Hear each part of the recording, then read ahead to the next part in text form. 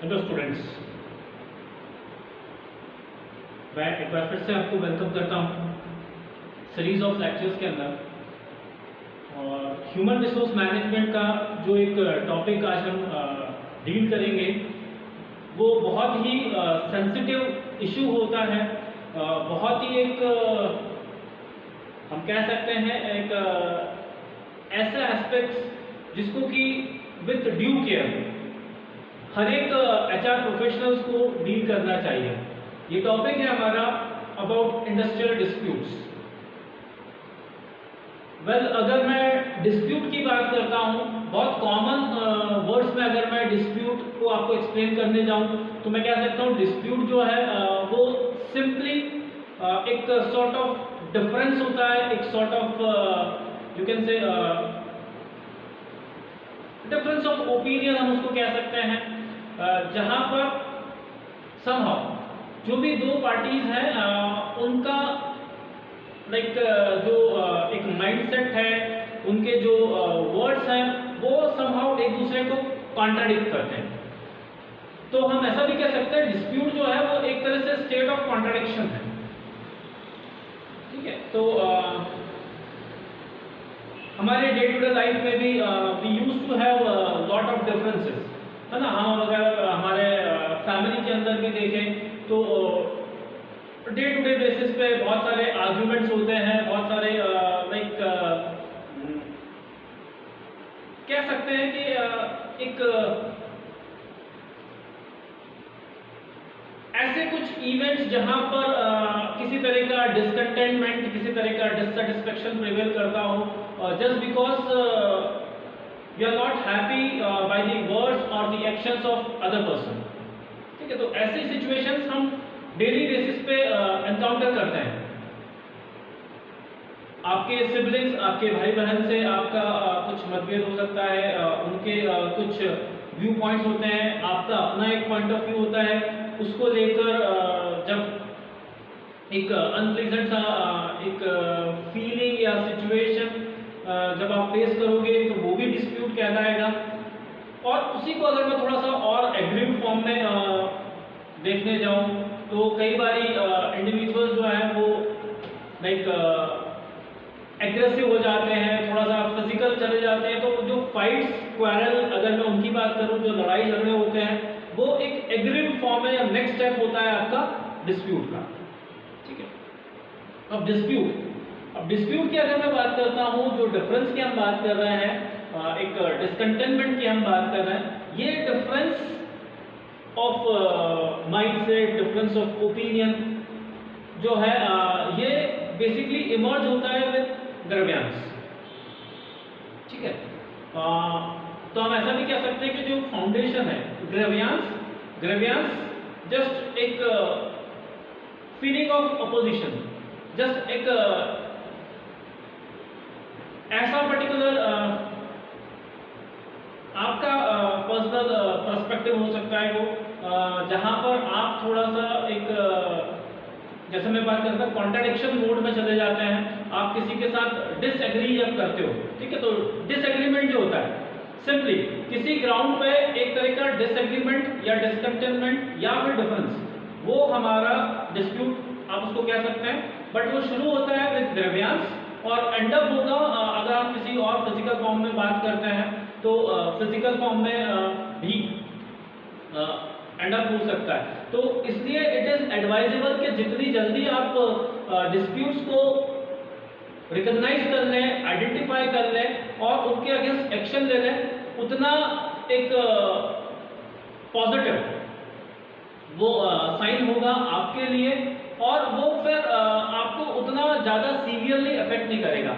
Otherwise ये जो dispute है, ठीक है, इसके बहुत सारे सीवियर इफेक्ट्स हो सकते हैं जो अभी हम इस लेक्चर के अंदर डिस्कस करेंगे।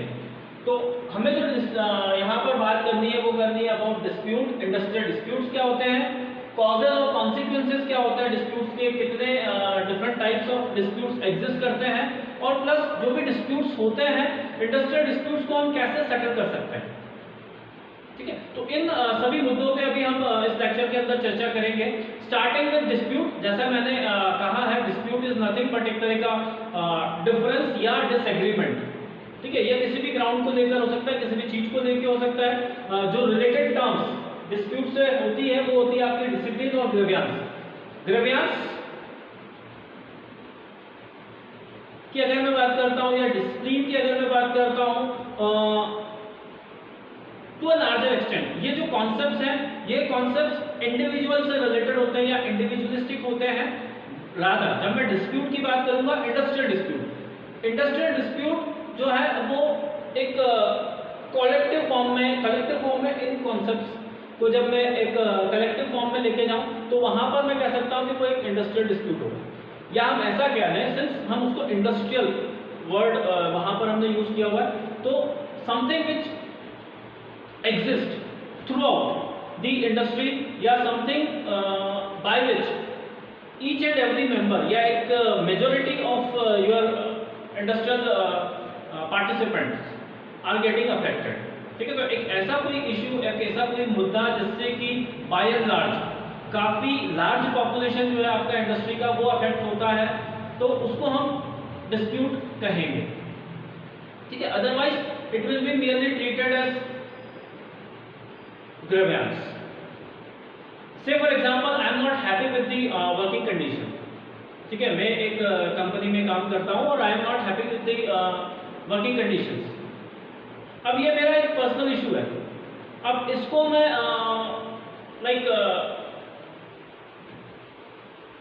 एक्सप्रेस भी कर सकता हूं, मैं अपना डिसकंटेनमेंट या जो मेरा एक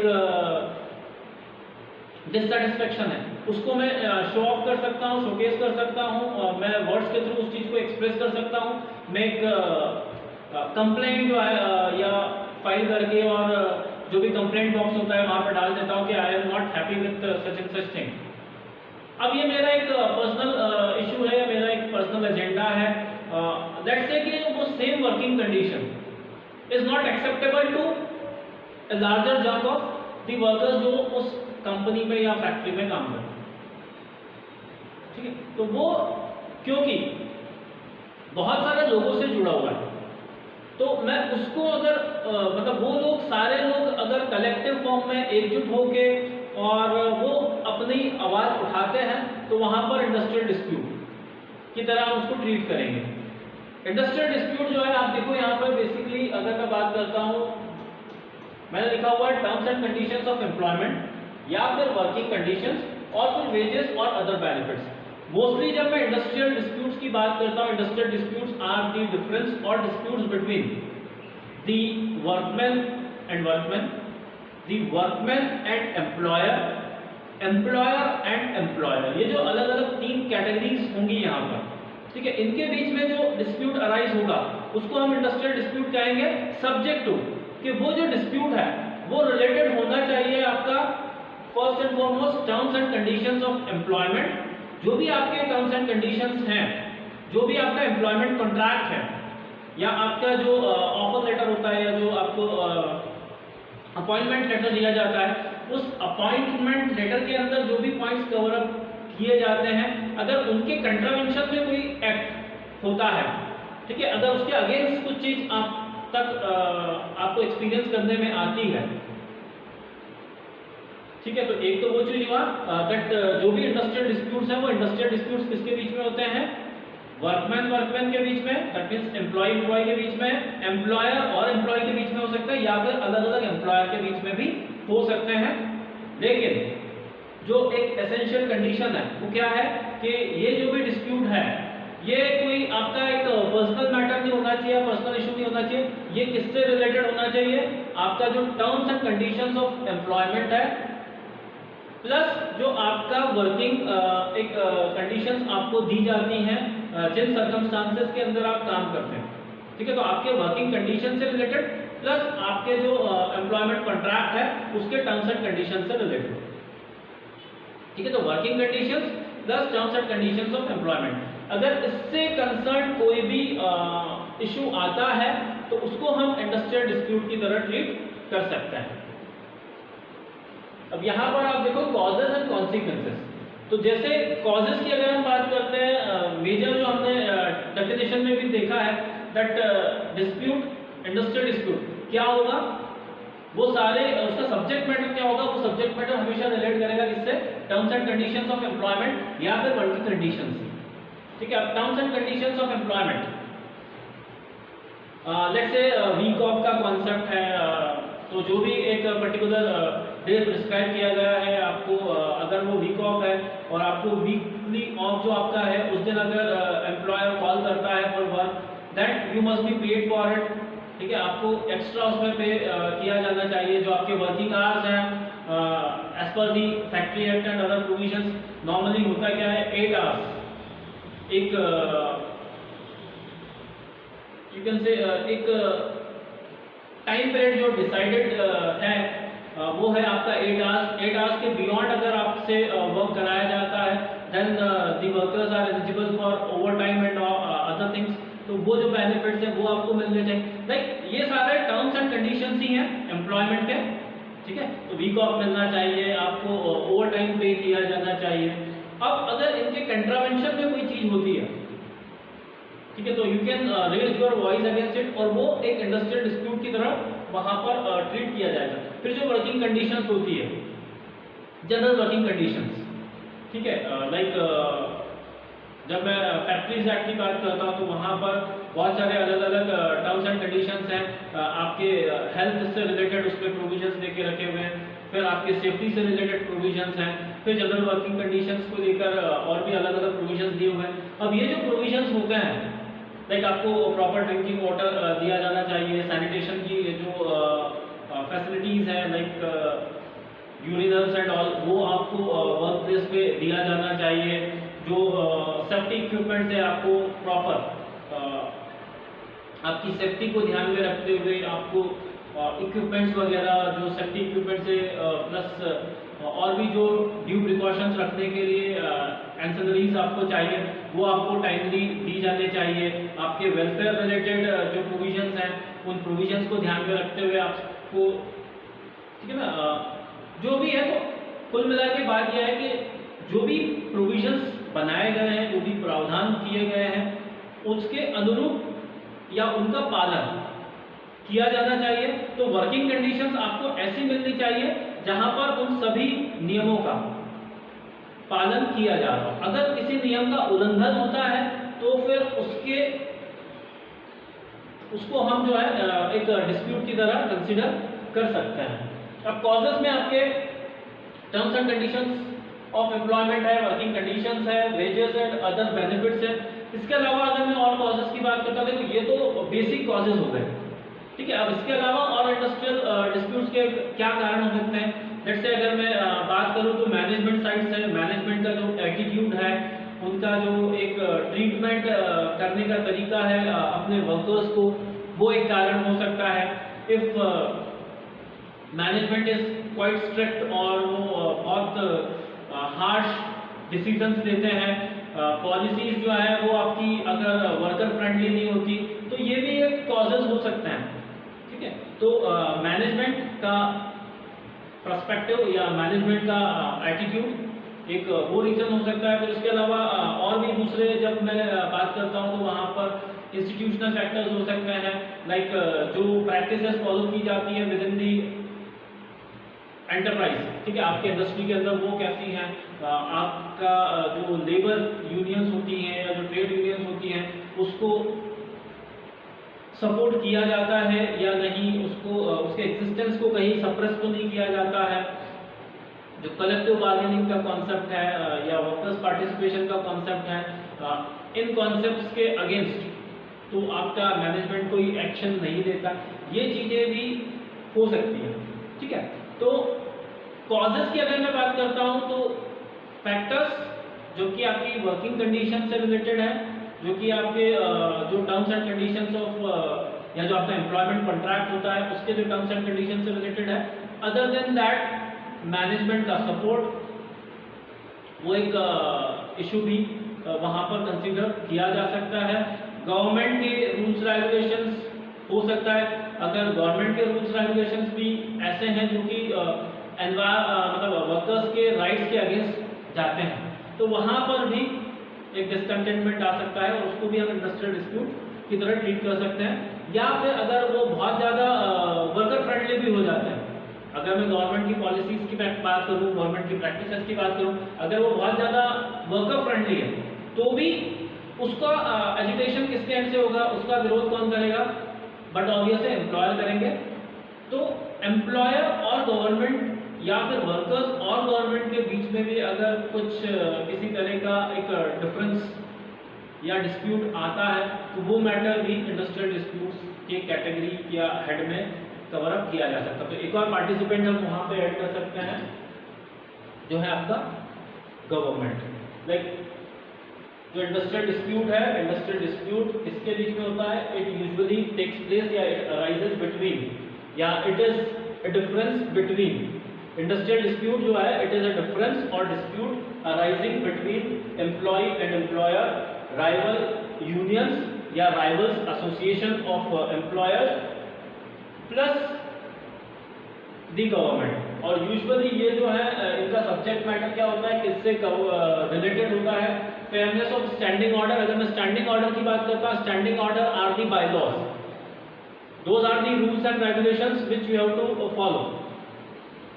ठीक है, तो हर एक ऑर्गेनाइजेशन के अंदर एक जनरल कोड ऑफ कंडक्ट होता है, वो कोड ऑफ कंडक्ट ही उसका स्टैंडिंग ऑर्डर की तरह ट्रीट किया जाएगा।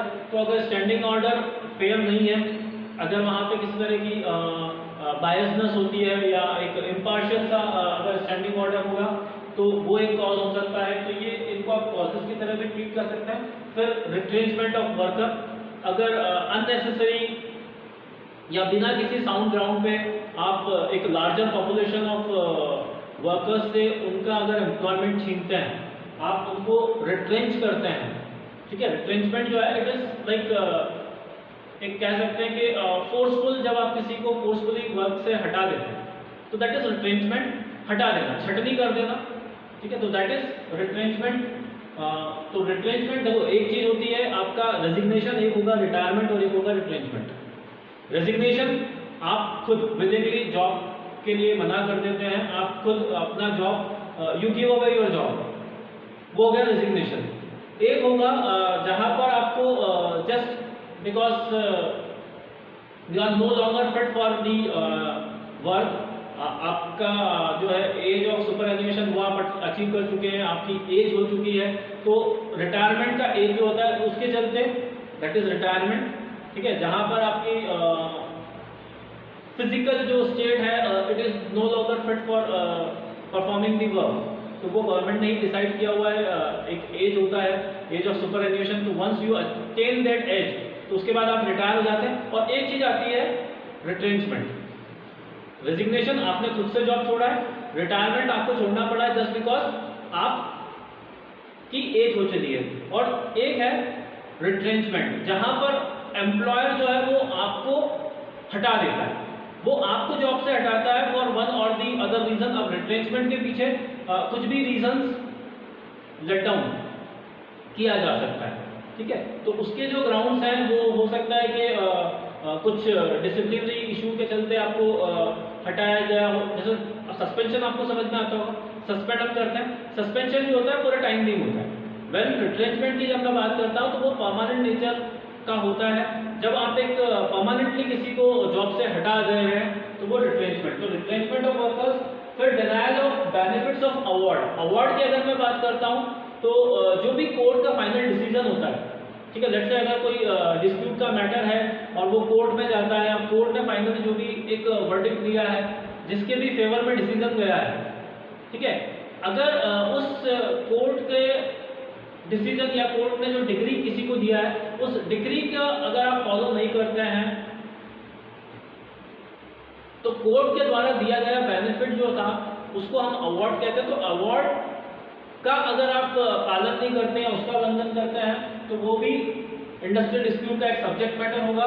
फिर लॉकआउट की अगर हम बात करते हैं, एम्प्लॉयर जो है वो खुद से लोगों को काम देना बंद कर देता है ड्यू टू सम सिचुएशंस, ठीक है, तालाबंदी जिसको हम कहते हैं लॉकआउट। तो अगर लॉकआउट हो गया है तो लॉकआउट की एक सिचुएशन वो चीज़ है।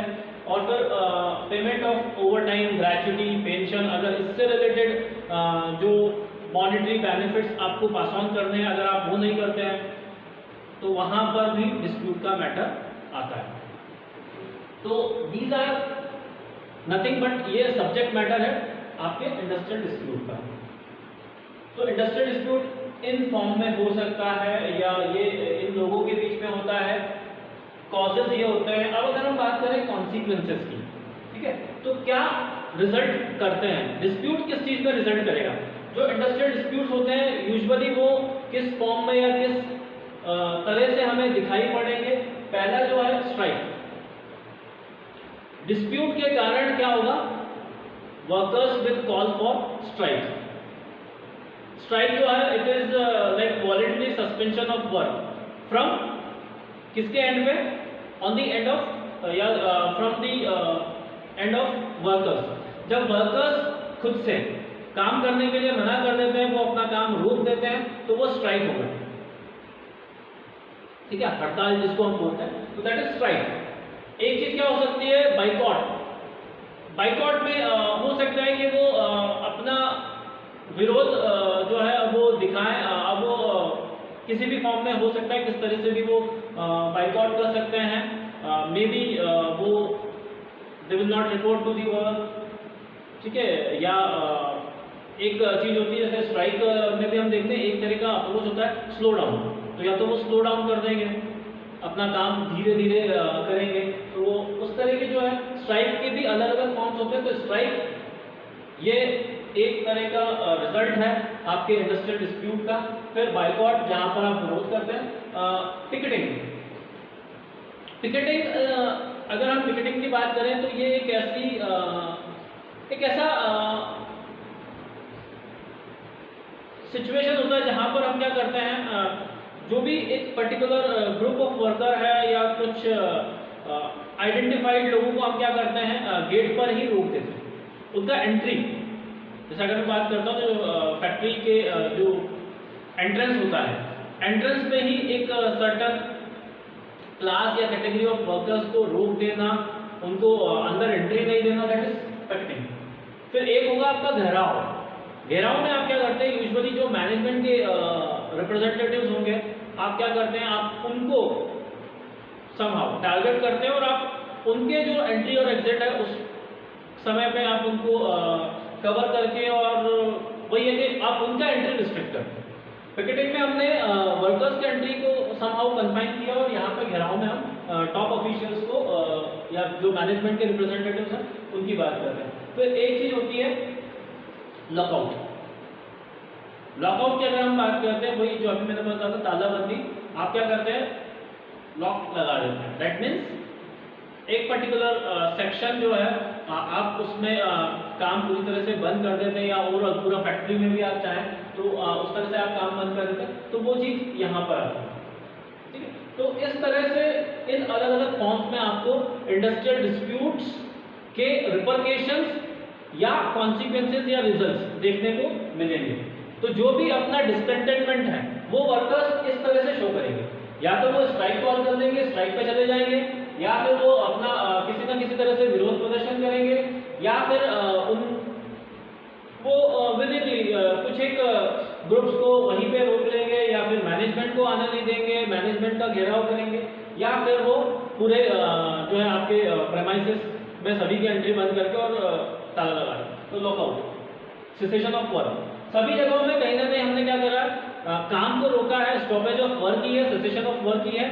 और इससे होगा क्या, देखो कॉन्सिक्वेंसेस में एक और चीज की अगर हम बात करें तो जो भी है मोस्ट ऑफ द डिस्प्यूट्स वो कैसे होते हैं, डिसफंक्शनल होते हैं, डाइफंक्शनल बोलते हैं या डिसफंक्शनल बोलते हैं, इनके नेगेटिव इफेक्टिव होते हैं, ठीक है। बुरा प्रभाव भी पड़ेगा, आपकी प्रोडक्टिविटी पे असर पड़ेगा, काम स्लो होगा, रिलेशंस जो है आपके रिलेशंस स्पॉइल होंगे।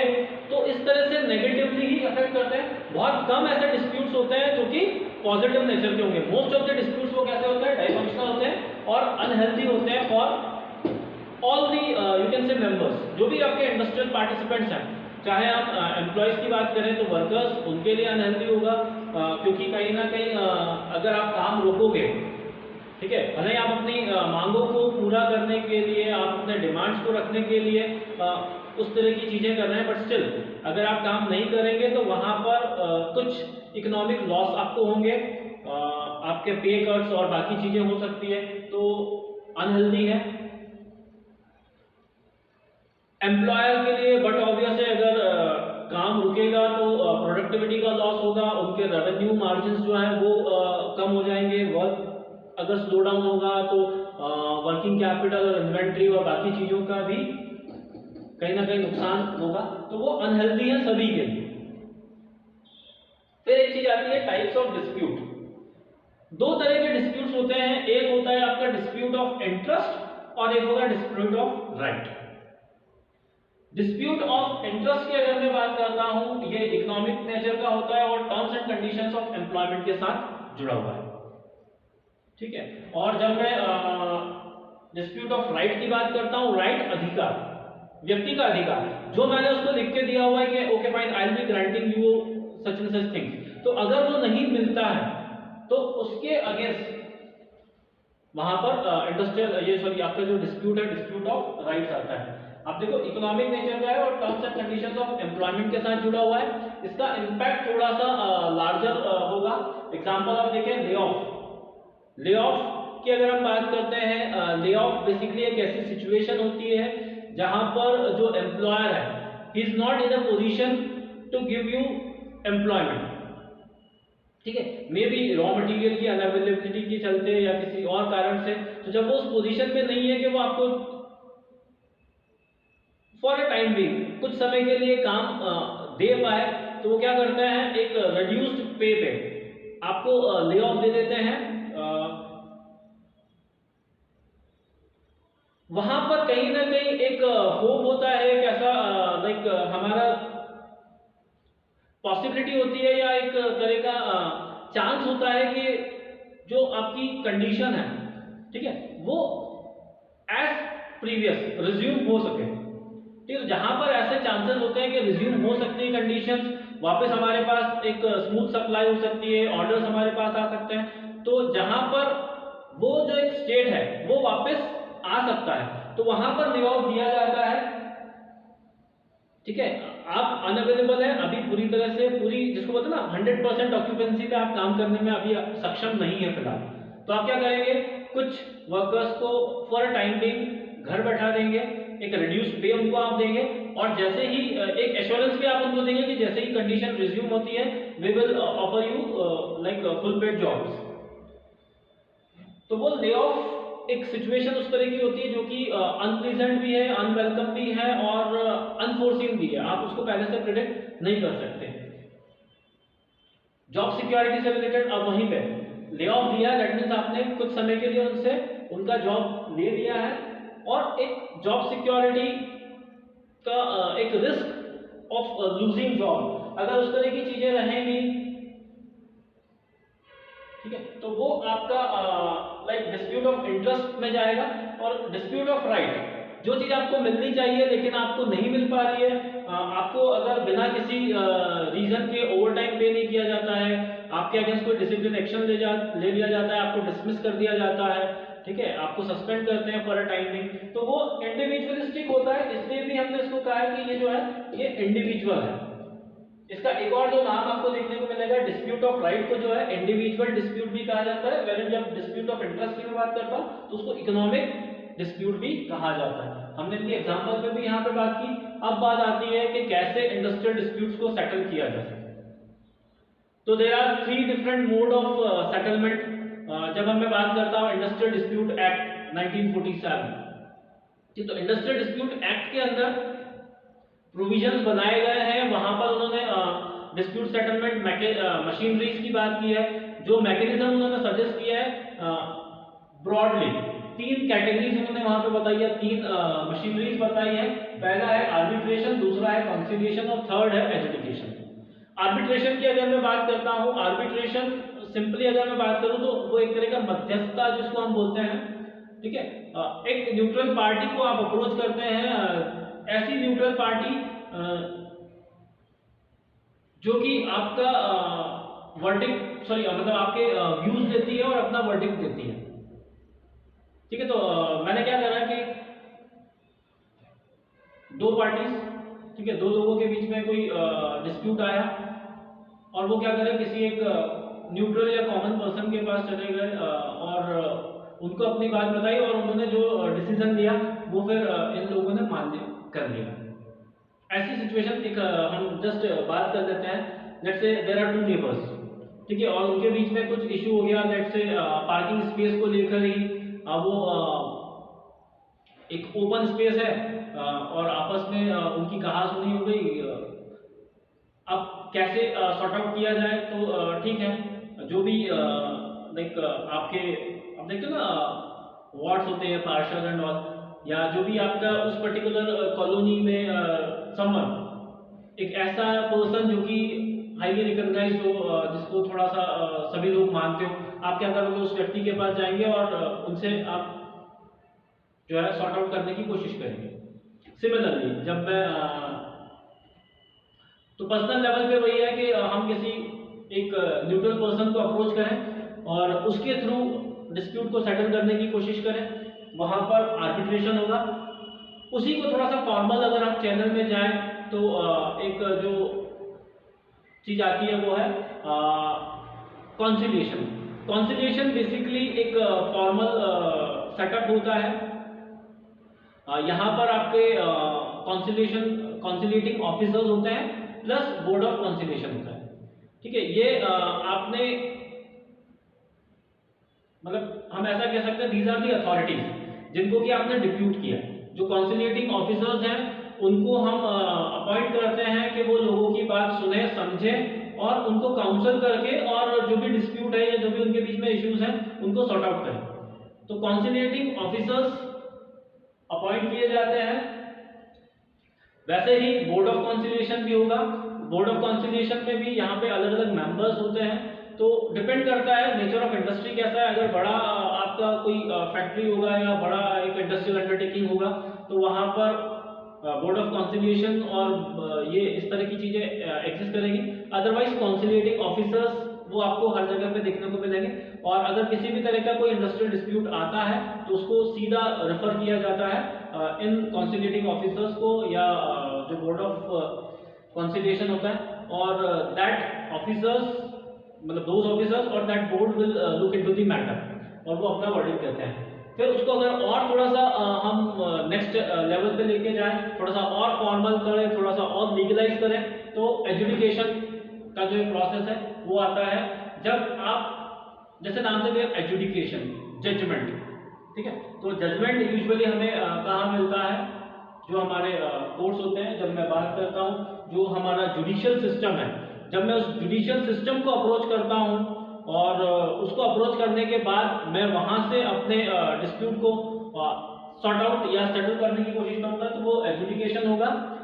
एजुडिकेशन में आपके कोर्ट ऑफ इंक्वायरी आता है, लेबर कोर्ट्स आते हैं, ट्राइब्यूनल्स आते हैं। तो जब आप लेबर कोर्ट्स या ट्राइब्यूनल्स में पिटीशन लगाते हैं और जो भी आपके इश्यूज हैं जब आप वहां पे पुटअप करते हैं उस पिटीशन के थ्रू, जब आप अपने राइट को सेफगार्ड करने के लिए उनसे रिक्वेस्ट करेंगे और जो भी मैटर है अगर वो कोर्ट और बाकी चीज़ों के थ्रू सॉर्ट आउट होता है, जो एक हमारा लीगल मैकेनिज्म है, तो वो एजुडिकेशन का प्रोसेस होगा।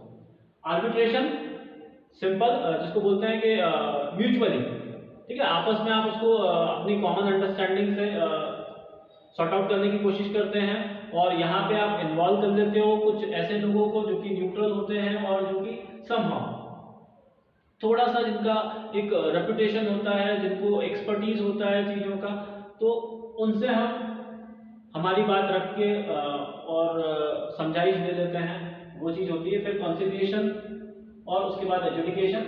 एक चीज़ और है जो हमने यहाँ पे लिखा हुआ है, that is collective bargaining. Collective bargaining के थ्रू भी आप सॉर्ट आउट करने की कोशिश करते हो। जो मैंने कहा था कि म्यूचुअल अंडरस्टैंडिंग पे आप अपने टर्म्स एंड कंडीशंस बताते हैं, सामने वाले से आप उसके टर्म्स एंड कंडीशंस पूछेंगे और म्यूचुअल ग्राउंड्स पे जो है म्यूचुअल अंडरस्टैंडिंग पे आप अपने इश्यूज को सॉर्ट आउट करने की कोशिश करेंगे। तो एक वो भी चीज होती है या एक वो भी प्रोसेस है जिसके थ्रू आप सेटल कर सकते हैं अपने डिस्प्यूट्स को। तो this is all about industrial disputes disputes क्या हैं, कहाँ रिजल्ट करते हैं, कैसे रिजल्ट करते हैं, उसके कॉजेस क्या होते हैं, कॉन्सिक्वेंसेस क्या होते हैं, कितने फॉर्म्स में या कितने टाइप्स में इंडस्ट्रियल डिस्प्यूट्स एग्जिस्ट करते हैं और कैसे इंडस्ट्रियल डिस्प्यूट्स को सॉर्ट आउट किया जा सकता है। ठीक है, तो ये हमारा लेक्चर था about industrial disputes. Next lecture में एक नेक्स्ट टॉपिक फिर आपसे डिस्कस करेंगे। इसी प्रॉमिस के साथ I take your leave. Thank you very much.